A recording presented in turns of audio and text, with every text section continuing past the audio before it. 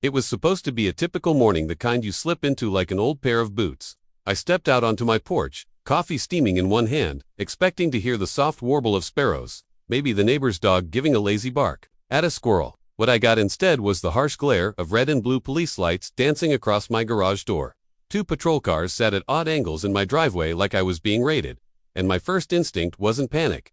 It was disbelief. Standing there in my slippers and worn t-shirt, I blinked at the surreal scene, as if squinting might change it. Mrs. Henderson across the street had her blinds drawn just enough to make out her nosy silhouette, and the Johnsons were standing by their mailbox, pretending to check for mail at 6:47 a.m. It was a performance for the ages. After 23 years in the military, I thought I'd seen it all. Desert firefights, government red tape, incompetent brass, but this was a brand new kind of ridiculous.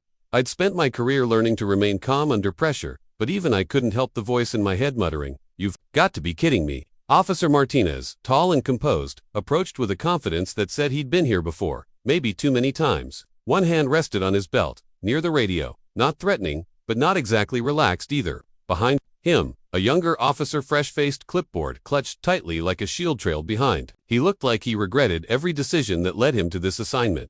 Martinez stopped just short of my porch, tilted his head politely, and said, "Morning, sir. We received a complaint and need to speak with you. Mind if we ask a few questions?" His voice was calm, courteous, but there was steel under the words, the kind of tone that said, "This is serious."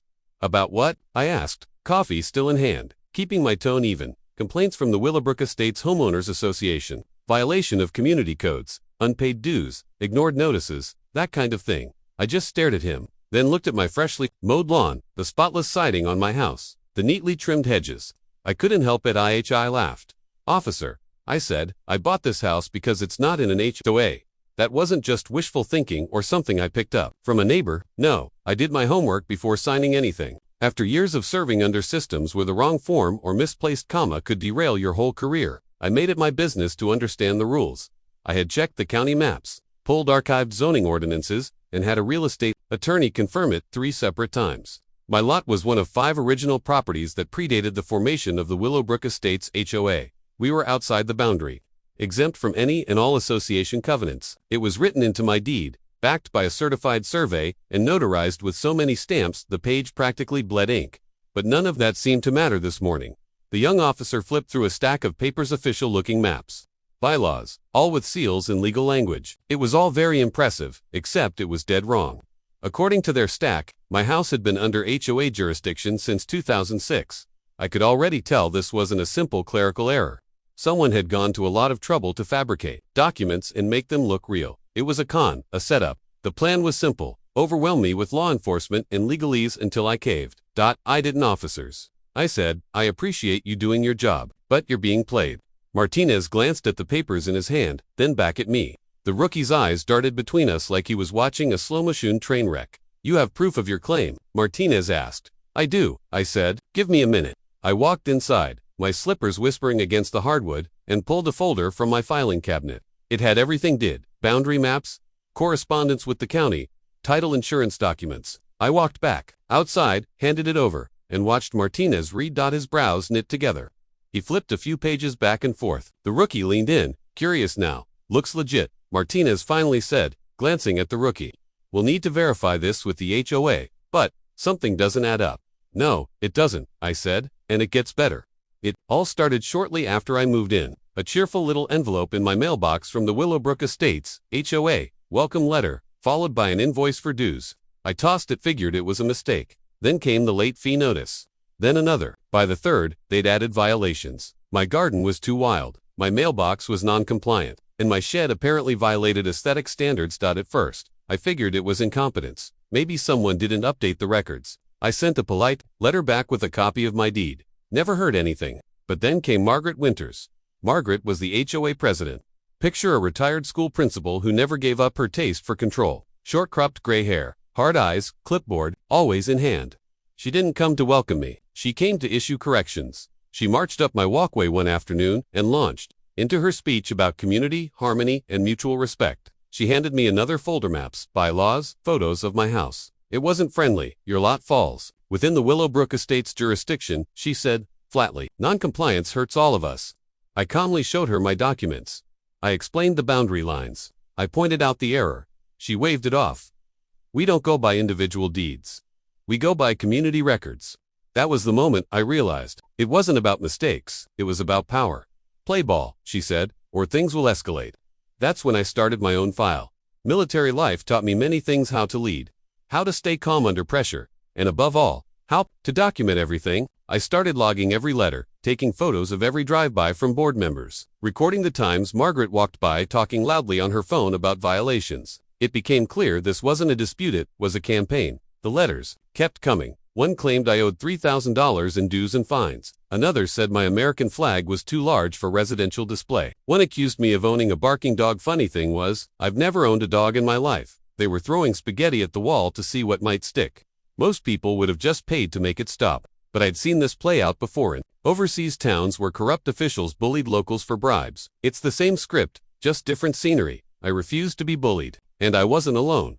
The moment Margaret started giving sidewalk tours to HoA board members, stopping right in front of my house and loudly pointing out violations, I knew she was trying to paint me as the neighborhood problem. But something funny happened. People started coming to me privately. Sorry about all this, Sarah from next door whispered one evening. They made me repaint my fence last year, said it didn't match the palette. I thought I had to do it. David across the street told me they'd threatened him over his driveway paint color. Jennifer, 2 blocks down, broke down in tears as she told me they'd hounded her elderly mother in her final months over unpaid fees she never agreed to. Turns out, I wasn't the first, I was just the first who said no. So we started meeting quietly. At first we compared documents, notes, pictures. Sarah had audio recordings, actual threats from board members. David had photos of HoA members trespassing on his land. Jennifer had her mom's doctor's note: stress-induced anxiety, panic attacks, all tied to HoA harassment. What we saw wasn't just a few overzealous neighbors. It was a racket. They were targeting properties that legally weren't part of the HoA, then fabricating violations, issuing fines, and raking in money. And now, they had crossed the line by bringing cops to my door with forged paperwork. That's when I decided this fight wasn't just about me anymore. The first time I met Margaret Winters in person, it was like getting a pop quiz from a teacher you never liked. She marched up my walkway as if she owned the sidewalk, folder in hand, expression tighter than a rusted bolt. No hello, no welcome to the neighborhood, just straight to business. She looked like she'd been born in a rules committee, all sharp lines and pinched tone, the kind of woman who once wielded a red pen like a saber. Mr. Thompson, she began, pulling documents from her folder like she was about to cite scripture. This community operates under shared standards. We've received multiple notices of your non-compliance. I'll let her speak. 23 years in the military had taught me the value of listening before you speak, especially when someone's trying to sell you on a lie. She laid out maps, bylaws, and what she claimed were original HoA documents tying my house to Willowbrook Estates. Every single one of them was filled with legal jargon and highlighted sections, all presented with a smug confidence that said, "You're outnumbered, and you don't even know it." I stayed calm. "Ma'am," I said, holding my coffee steady, "my house was never part of Willowbrook. I made sure of that before I bought it. I have legal documentation, deeds, surveys, even statements from city zoning." "You're mistaken." She didn't blink. "Community standards apply to everyone, Mr. Thompson, regardless of what you believe." That word "believe" sent a chill down my spine. Like this was a matter of opinion, not fact. She wasn't trying to have a conversation. She was issuing an ultimatum. She tapped her folder, smiled in that brittle way people do when they're trying to disguise a threat as courtesy, and added, "Non-compliance will have consequences." I didn't argue. I just nodded, walked back into my house, and started my file. Every letter, every notice, every word she'd said, it all went in. This wasn't a disagreement. It was the beginning of a campaign. I learned early in life that when people try to intimidate you, the best weapon isn't your fists, it's the facts. So I got organized. I scanned every letter, photographed every notice. I even installed a motion-sensitive camera facing the street, because Margaret and her board had a habit of conducting walk-bys that looked an awful lot like trespassing. At first, the harassment was annoying. Then it got ridiculous. They claimed my American flag was too large and that it violated a visual uniformity clause. Then they sent a letter about the color of my mailbox. Black, apparently, wasn't the correct shade of black. My garden, they said, didn't match approved landscaping schemes. One week they said I had a barking dog. I haven't owned a dog since Iraq. Each accusation was like a test balloon, just seeing what might stick. They were probing, trying to find my breaking point. And with every absurd charge, I documented more. Certified mail, photos, voice memos. I even had a file labeled false dog claim. Neighbors started noticing. A few gave me wide berths, likely worried they'd be next. but others stopped by quietly, murmuring their support. "She did the same thing to us when we moved in," said one man who lived a block over. A woman in a blue cardigan whispered, "They fined me $600 for a flower pot. I paid it just to make them go away. I wouldn't go away. I was the wall they hadn't expected, and every letter they sent just made that wall stronger." Margaret must have realized paperwork wasn't going to do the job, because soon it wasn't just letters anymore. It was theater. She started taking walks past my house at odd hours, loudly discussing my violations on speakerphone. She brought other board members by, giving them impromptu tours of my yard like it was a case study in civic failure. They'd stop, point, shake their heads. Neighbors watched from windows, curious. Some turned away. Others looked embarrassed. It was the HOA version of a public square shaming. Margaret wanted me to be seen as a nuisance, the guy who was lowering property values, who didn't respect the rules. But what she didn't count on was that people were getting tired of the act. Some of them had been through this song and dance before. One by one, folks began knocking on my door, not to criticize, but to confess, to tell me they'd been bullied. 2. That Margaret had fined them, frightened them, even threatened legal action for trivial issues. And just like that, the story shifted. I wasn't the pariah. I was the guy standing up when others couldn't.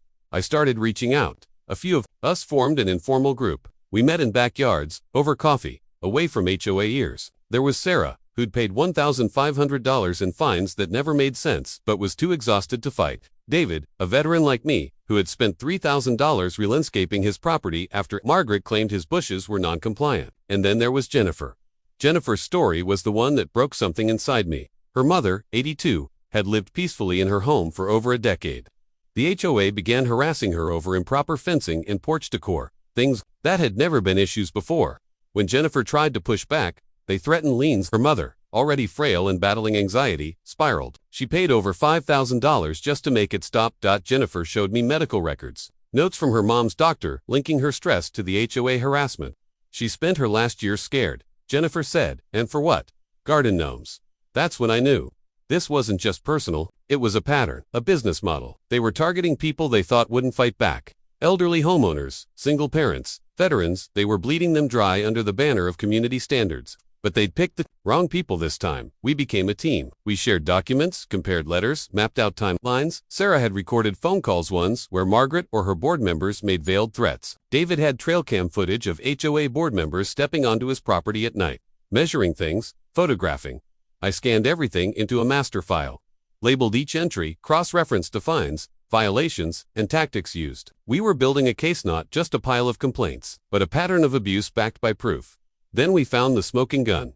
Public records showed that Willowbrook Estates had been collecting dues and issuing fines to at least a dozen properties that were never legally under their jurisdiction. And even worse, they'd altered boundary maps in internal documents to make it seem legit. They weren't confused, they were orchestrating it. This was organized harassment for profit. Instead of going straight to court, we went higher. We filed a complaint with the State Oversight Agency, attaching a thick packet of documentation, nearly 50 pages worth. Sarah hand-delivered it. Jennifer wrote a cover letter that read like a victim's impact statement, and we waited. 3 weeks later, I got a call from Janet Walsha, sharp former attorney, now working at the state agency. "We've been hearing things about Willowbrook," she said. "Your file just confirmed it. We're moving forward with an audit." It wasn't revenge, it was justice. And for once, the people who had been forced to cower behind closed blinds were about to watch the spotlight swing the other way. It began with a single thread, tugged free by frustration. After the police visit, Mr. Thompson sat at his kitchen table, flipping through the thick binder of documents he'd compiled, every letter, citation, notice, and his own responses. His attorney had confirmed that his legal position was solid, but that wasn't enough. Not now. This had gone beyond an irritating neighbor dispute. Someone had weaponized the HOA. He picked up the phone, called a neighbor he'd barely spoken to, Sarah, a nurse with 2 kids who lived on the next block over. Her voice was hesitant at first, but when he mentioned Margaret Winters and HOA overreach, there was a long pause. Then she sighed. "You too?" she asked quietly. Turns out, Sarah had paid nearly $1,500 in so-called back dues after Margaret sent her letters and even a copy of a supposed lien. She hadn't fought it, she was working doubles and didn't have time for a legal battle. David was next. He lived 1 street down, a retired mechanic who'd recently replaced all his landscaping, including removing a shed. When Thompson asked why, David said he'd gotten warnings about code violations, including obscure ones that didn't apply to him. He wasn't even sure if he was in the HOA. David never thought to challenge it. He'd just complied out of fear. Then came Jennifer. Her story hurt the most. Her elderly mother, living on a fixed income, had received a string of aggressive notices, threatening property liens if she didn't pay nearly $5,000 in back dues and so-called non-compliance fines. Jennifer had paid it to protect her mom's peace in her final months, but her mom had passed away fearful that she might lose her home. Thompson listened, took notes, and began comparing timelines, documents, and tactics. The pattern was unmistakable. People outside the HOA boundaries were being intimidated, confused, and pressured into payments they didn't owe. It wasn't negligence, it was a racket.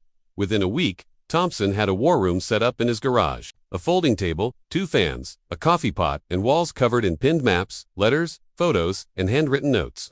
Sarah dropped off a flash drive of phone recordings. In one, a board member told her over voicemail that dues are expected whether you think you're in or not, and that legal action would be swift. David brought photos of HOA board members trespassing, walking through his backyard to measure the height of his hedge. He'd caught them red-handed with a security camera. He'd thought it was just weird at the time. Now it felt criminal. Jennifer handed over copies of her mother's medical files, redacted where necessary, showing her mother's increased anxiety and stress in her final months. Her doctor had noted the impact of HOA stressors multiple times. Thompson digitized everything. He backed up the files in 3 locations, uploaded them to cloud storage, and created individual files for each victim. He noted consistencies: the same form letters, the same fabricated maps, identical stamps, and forged-looking signatures. They weren't just facing neighborhood busybodies anymore. They were uncovering a coordinated system of coercion. The HOA's president and board members had created a pseudo-legal paper trail to give their threats weight, counting on most people being too tired, too stressed, or too uninformed to push back. Thompson sat Sarah, David, and Jennifer down one evening and laid out a presentation like a military briefing. When he finished, the room was quiet. Then David said, "So what's the next move?" While lawsuits were on the table, Thompson believed in exhausting proper channels first. He'd learned the power of process during his military career. Bureaucracy might be slow, but it could be mighty when leveraged correctly. He compiled a formal complaint, attaching 47 pages of documentation and references. Sarah, David, and Jennifer filed theirs too. Each complaint was mailed via certified mail and emailed directly to the Oversight Office of Homeowner Associations in the state capitol. 3 days later, Thompson got a call. It was Janet Walsh. Her voice was clear and confident, the tone of someone who'd seen this kind of corruption before. "Mr. Thompson, thank you for your submission. I've seen prior complaints against Willowbrook Estates, but this is the first time someone's brought me a case this comprehensive. Your work paints a disturbing picture." She scheduled a formal interview for all 4 complainants and said her department was opening a full audit. Weeks of silence followed, but then came a flurry of action. Walsh and her team interviewed board members. They pulled financial records. They requested original copies of the supposed maps and bylaws. They subpoenaed emails. What they found stunned even Thompson. The HOA had been falsifying jurisdiction maps, using outdated and doctored documents to claim authority over a dozen homes never legally incorporated into the HOA. They'd collected over $60,000 in illegitimate dues over the past 3 years, using threats and deception. Worse, HOA money had been spent on personal landscaping, private dinners, and undisclosed reimbursements to board members. 3 weeks after the audit concluded, the hammer dropped. Willowbrook Estates HOA was served with a formal cease and desist, ordered by the state. All harassment of non-members was to stop immediately. They were required to refund all dues and fines collected from properties outside their jurisdiction within 30 days. Janet Walsh personally called Thompson. "You and your neighbors made this happen," she said. "Your documentation, your persistence, it made all the difference." Margaret Winters was stripped of her position.